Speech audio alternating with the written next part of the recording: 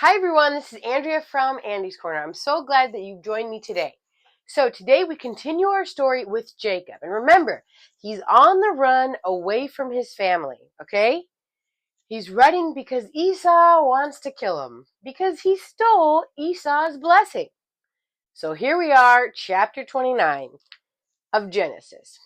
Then Jacob hurried on, finally arriving in the land of the east. He saw a well in the distance. 3 flocks of sheep and goats lay in the open field beside it, waiting to be watered. But a heavy stone covered the mouth of the well. It was the custom there to wait for all the flocks to arrive before removing the stone and watering the animals. Afterward, the stone would be placed back over the mouth of the well, and Jacob went over to the shepherds and asked, "Where are you from, my friends?" "We are from Haran," they answered. "Do you know a man named Laban, the grandson of Nahor?" he asked. "Yes, we do," they replied. "Is he doing well?" Jacob asked. "Yes, he's well," they answered. "Look, here comes his daughter Rachel with the flock now." Jacob said, It's still broad daylight, too early to round up the animals. Why don't you water the sheep and goats so they can get back to the pasture?" "We can't water the animals until all the flocks have arrived," they replied. Then the shepherds moved the stone from the mouth of the well and water all the sheep and goats. Jacob was still talking with them when Rachel arrived with her father's flock, for she was a shepherd. Now, in the Jewish custom, it was sort of common to have female shepherds, which is really cool.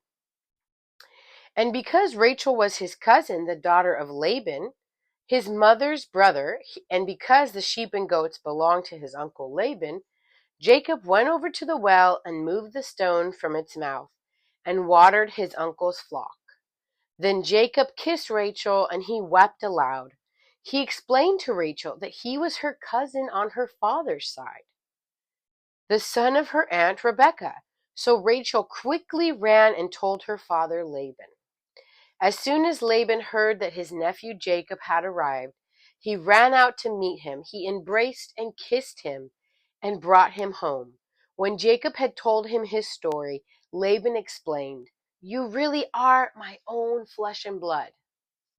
So that's the end of our story for today. But friends, don't worry, because tomorrow's story gets crazy.